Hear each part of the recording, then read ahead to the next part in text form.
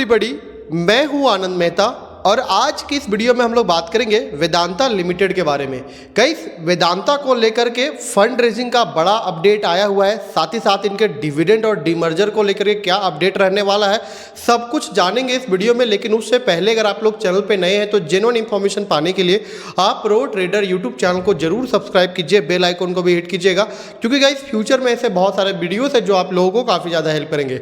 चलिए आगे बढ़ते हैं। आप लोग यहाँ पे देख सकते हैं 440-41 रुपीज़ के आसपास प्राइस चल रहा है। थोड़ा सा चार्ट परफॉर्मेंस के ऊपर जरा ध्यान देंगे तो आप लोग देख सकते हैं पिछले 5 दिनों में 4.11% की तेजी है और एक महीने की अगर मैं बात करूं तो 10% से भी ज़्यादा शेयर जो है वो भाग चुका है। ठीक है, 6 महीने का यहाँ पे बात करेंगे 1.44% का करेक्शन है और पिछले 6 महीने में कंपनी ने डिविडेंड नहीं दिया। लास्ट टाइम यहाँ पे जैसे कि दिसंबर में दिया है और 2025 में अभी तक कोई भी डिविडेंड नहीं दिया है।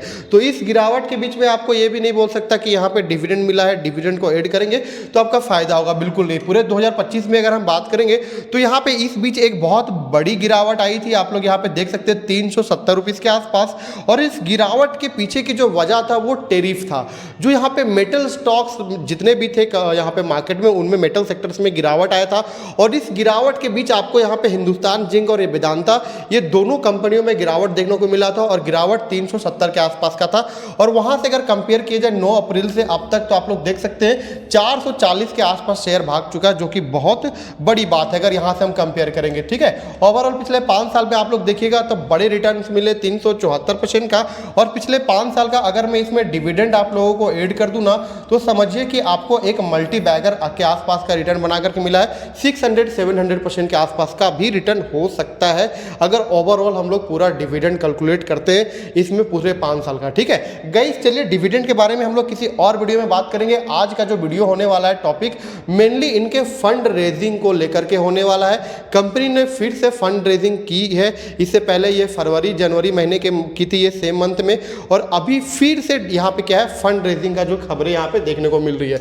और फंड रेजिंग के खबरों के बीच आप लोग एक चीज़ और सुनिएगा कि ये 3500 करोड़ जो है बॉन्ड सेल के जरिए ये रेज कर रही है, जो कि क्या करेगी, डेप्थ चुकाने में इसको यूज करेंगे, रिपेमेंट्स वगैरह करने में इसको यूज करेंगे। ठीक है, सबसे पहले मैं आप लोगों को बताऊं, Vedanta plan to raise around 3500 crore through out unsecured non convertible यहाँ depth NCDs to refinance upcoming debt maturities people familiar with the matter told ET. अब ये क्या है कि ये अनसिक्योर बॉन्ड के जरिए इसको रेज कर रहे हैं, जिसका ये मतलब होगा कि इस 3500 करोड़ में आप लोगों को जो इनका इंटरेस्ट रेट है वो भी ज़्यादा देखने को मिल सकता है। ठीक है, जैसे कि मैं बात करूंगा ये सिक्योर नहीं है, अनसिक्योर है। The bond expected to be issue in the last week of May will carry a tenure of 2.5 to 3 years and are likely to be proceed in the 9 से 9.5% range. The people said backyards and Citibank have been mandated to manage the issuance. तो देखिए ये जो होता है bond के जरिए जो फंड रेज होता है ये बेसिकली बैंक के द्वारा ही होता है ज़्यादातर। और आप लोग को यहाँ पे बता दूँ तो आप लोग देखिएगा 2.5 से 3 साल का समय मिलेगा इनको चुकाने के लिए, और 9 से 9.5% के आसपास का इनका इंटरेस्ट रेट है। ठीक है, और जो इसको इशुएंस करने वाले हैं सिटी बैंक, आप लोग यहाँ पे देख सकते हैं ये क्या है, ये करने वाले वेदांता रेज 2600 करोड़ इन फरवरी, जैसे कि मैंने आप लोग बताया फरवरी को भी इन्होंने रेज करा था। और यहाँ पे coupon 9.75%। The current offering could be use or refinance liabilities at the standalone company level. तो यहाँ पे देख सकते हैं कंपनी क्या कर रही है, डेप्थ को चुकाने के लिए फंड पे फंड उठा रही है। और अगर मैं आगे यहाँ पे आप लोगों को एक चीज और बता दूं जो मेन चीज है, Vedanta continues to evaluate various fund raising option to strength its balance sheet and optimize its cost to of fund. The company spokesperson said there has been a strong investor interest translating into a steady decline in our overall interest cost. मतलब क्या है guys कि company already fundamentally जो है सही हो रही है, क्योंकि पैसे बना रही है कंपनी और थोड़ी मोड़ी नहीं, इनकी जो फाइनेंशियल है वो अच्छे खासे ग्रो हो रहे हैं। अब देखिए जो फंड रेजिंग का यहाँ पे सिलसिला चल रहा है, इसी की वजह से डिविडेंड आप लोगों को नहीं मिल रहा है, क्योंकि देखिए सबसे ज़्यादा डिविडेंड की फंड की रिक्वायरमेंट किन्हीं को है, तो इनके जो पेरेंट कंपनी है वेदांता रिसोर्सेज उनको है। अब ये देख सकते हैं ऑलरेडी साल में 2 बार ऑलरेडी अच्छा खासा पैसे निकाल चुकी है। देखा जाए तो 2600 करोड़, फिर अभी रेज कर रही है 3500 करोड़। तो इनको जो डेप्ट और रिपेमेंट्स करने ना इनका जुगाड़ हो जा रहा है। अब इसी वजह से यहाँ पे क्या है, डिविडेंड नहीं निकाल रही है। अब डिविडेंड का एक रीजन और भी है कि कंपनी 2-3 बार अपना डिमर्जर का जो प्लान है वो पोस्टपोन कर चुकी है और अभी सितंबर तक इसको क्या की है कि उसको स्थगित कर दिया गया है। अब सितंबर में आप लोगों को इसको डिमर्जर होते हुए दिखाई देंगे और आने वाला जो 2-3 महीने है वो इस कंपनी के लिए खास करके बहुत ज़्यादा इंपॉर्टेंट रहने वाला है। इसीलिए मैं कह रहा हूँ कि थोड़ा वेट कीजिए डिविडेंड को लेकर के, क्योंकि देखिए डिविडेंड की सबसे ज़्यादा जरूरत किन्हीं को, तो इनके पेरेंट कंपनी को, वेदांता रिसोर्सेज को है। अब वेदांता रिसोर्सेज क्या है ना कि अचानक डायरेक्ट कंपनी में से पैसा नहीं निकाल सकती, तो ये क्या करती है, डिविडेंड के फॉर्म में निकालती है। तो जो उनके प्रमोटर में जितना हिस्सेदारी है उतना डिविडेंड का अमाउंट का जो हिस्सेदारी है वो उनको चला जाता है और बाकी का पैसा जो शेयर होल्डर्स को मिलता है, और हम भी रिटेलर्स हैं तो हमारे पास भी डिविडेंड आ जाता है। तो इस प्रकार से डिविडेंड का जो प्रोसेस है वो चलता है। लेकिन जहाँ तक हम बात करेंगे तो डिविडेंड का पोर्टफोलियो जो देखा जाए तो अभी कम ही हो सकता है। और अगर मैं बात करूँ यहाँ पे इनके फाइनेंशियल्स में, तो सबसे बड़ी बात यह है कि फंडामेंटली चीज़ें सही हो रही इन कंपनियों में।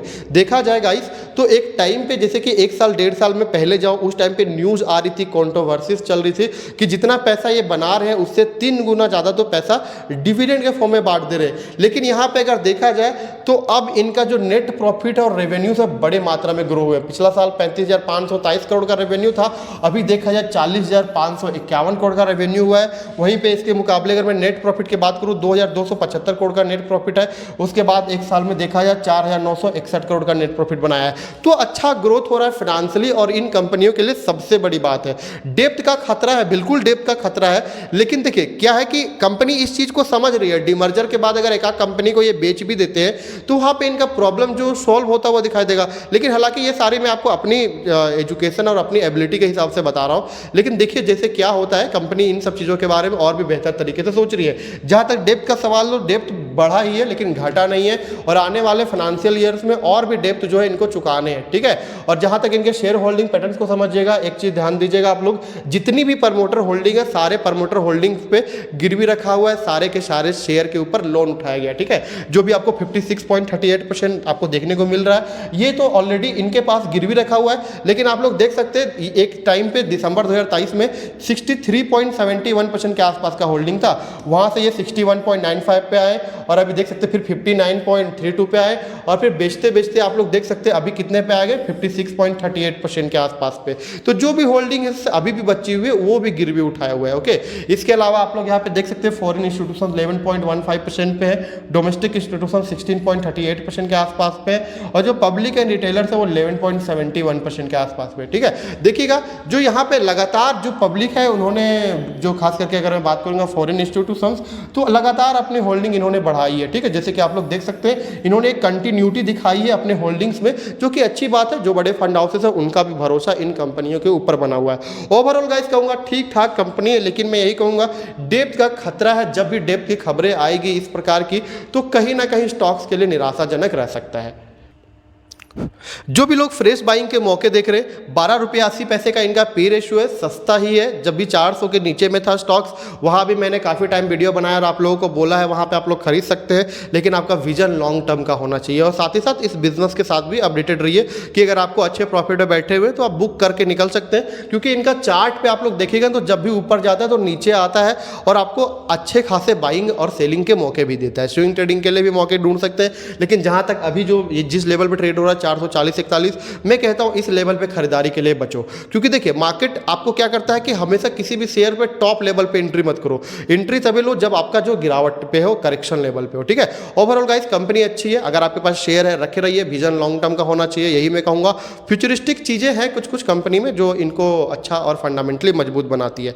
जहां तक डिविडेंड का सवाल है तो डिविडेंड का वेट करो अभी, और भी आपका जो वेट होना चाहिए वो इनके रिजल्ट्स के ऊपर होना चाहिए। और सबसे बड़ा जो इनका होने वाला है वो इनका डिमर्जर होने वाला है, ठीक है। तो डिमर्जर को लेकर के अपडेटेड रहिए। अभी जैसे कि सितंबर तक तो कोई डिमर्जर का अपडेट अभी तक नहीं आया है। एक ही अपडेट आया था कि एनसीएलटी का जो डॉक्यूमेंट है इनका अप्रूव नहीं हुआ है। तो देखिए जैसे कोई ऑफिशियल अपडेट आता है डेफिनेटली हम लोग उसके ऊपर बात करेंगे। इस वीडियो में बस इतना ही। चैनल पे नए गाइस तो प्लीज़ चैनल को सब्सक्राइब कीजिए, बहुत सारे वीडियोस है जो आप लोगों को काफ़ी ज़्यादा हेल्प कर सकते हैं। वीडियो को अंत तक देखने के लिए आपका बहुत बहुत धन्यवाद। Thank you.